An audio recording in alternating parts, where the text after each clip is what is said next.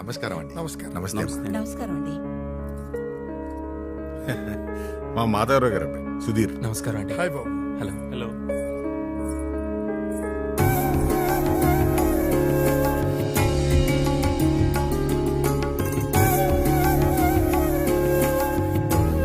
మీ అమ్మాయి మాకు బాగా నచ్చిందండి.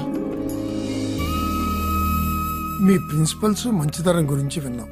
మీతో సంబంధం కలుపుకోవడం మా అందరికీ సంతోషం. మా అబ్బాయి ఫ్యూచర్ గురించి మిమ్మల్ని కష్టపడడం తప్పో ఒప్పో తెలియదు, కానీ వాడు బాగా స్థిరపడితే మీ అమ్మాయి కూడా సుఖపడుతుంది. ఆ విషయమే మాట్లాడదాం అనుకుంటున్నానండి. మీరు అడిగిన దాంట్లో తప్పులేదు. బాబు హర్ష, మీరు మా ఇంటికి మన రజనీకి పెళ్లి చూపులని తెలిసి వచ్చాను.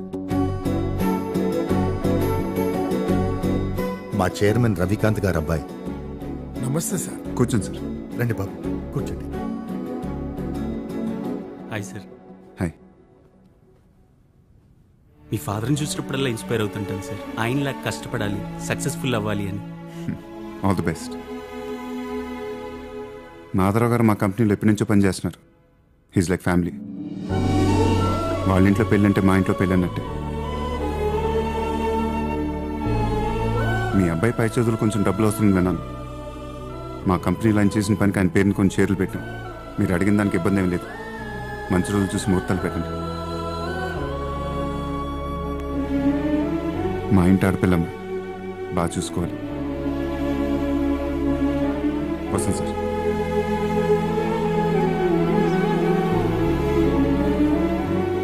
రేపు ఆఫీస్ నుంచి 20 లక్షలు చెక్ పంపిస్తానండి. ఏం సాయం బాబు ఇది? సాయం కాదు సార్, తోడు. ఇన్నేళ్ళగా మీరు మాకు తోడుగా ఉన్నారు, ఇప్పుడు మేము మీకు తోడుగా ఉంటాం. నేను సుధీర్ బాగా చదువుతున్నా? బాగా చదువుతున్నాను అన్నయ్య. నాన్నకు నువ్వు అంటే బాగా నమ్మకం. You should make him proud.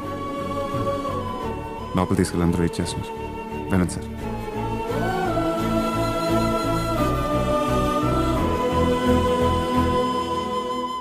Harsha,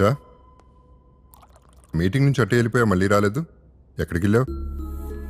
A meeting నుంచి? అమ్మాయిని కలవాలంటే డైరెక్ట్గా చెప్పొచ్చుగా. బోర్డు మీటింగ్లో ఆఫీస్లో చిన్నపిల్లలాగా ఏంటండి? నాకు ఇబ్బందిగా ఉంటుంది, ఆ తర్వాత మీరు ఇబ్బంది పడాలి. అదే ఉంది మామయ్య. ఆఫీస్ నుంచి మన టెండర్స్ డివిజన్ మాధవరావు ఉన్నారు కదా, వాళ్ళ ఇంటికి వెళ్ళారంట. వాళ్ళ అమ్మాయి పెళ్లికి 20 lakhs డొనేషన్ ఇచ్చాడు. రేపు first thing in the morning వాళ్ళ ఇంటికి చెక్ పంపించమని ఆఫీస్లో ఇన్స్ట్రక్షన్ ఇచ్చాడు. ఏంటి దర్శ, 20 lakhs? What you trying to do? మనిషిలా ఉందామని. మనకు ఊహ తెలిసిన దగ్గర నుంచి ఆయన మన దగ్గరే పనిచేస్తున్నాడు. మనం పెరుగుతూనే ఉన్నాం, కానీ ఆయన మాత్రం కూతురు పెళ్లి చేయడానికి కూడా ఇబ్బంది పడుతున్నాడు. షేమోనస్ కార్తిక్. ఎవరెవరికో కష్టాలు ఉన్నాయని ఇలా అందరికి ఇస్తూ పోతావా? They family. వాళ్ళు ఇబ్బందులు ఉన్నారని నాకు తెలుసుండదు. తెలుసుంటే నాకన్నా ఎక్కువ ఇచ్చేవాళ్ళు. మార్నింగ్ ఫస్ట్ హౌస్ నుంచి చెక్ పంపించే కార్తిక్.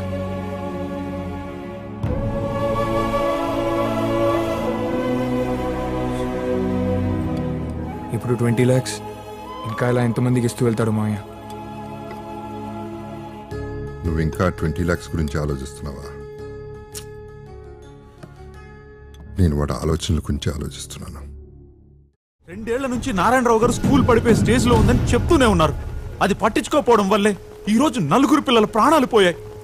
నేనే చంపానంటున్నాడా? అంటే కుర్రాళ్ళు కదా మాట్లాడడం